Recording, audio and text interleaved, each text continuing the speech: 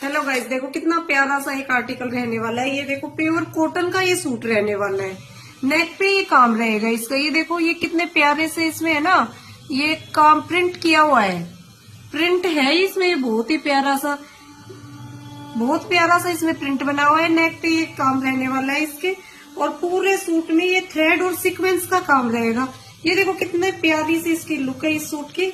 और बैक पे ये ऐसा प्रिंट रहने वाला है, बैक प्लेन नहीं है भाई, ऐसा प्रिंट रहेगा। इससे खादी कॉटन में रहना है। इसकी बॉटम का फैब्रिक बहुत अच्छा बॉटम का फैब्रिक रहने वाला है।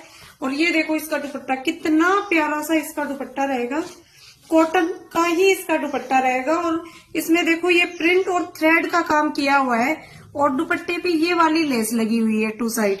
देखो मैं डाल के दिखाती हूँ, बहुत प्यारा सा ये सूट रहने वाला है। इसमें एक कलर तो ये पिंक रहेगा और एक कलर इसमें ब्लू रहने वाला है।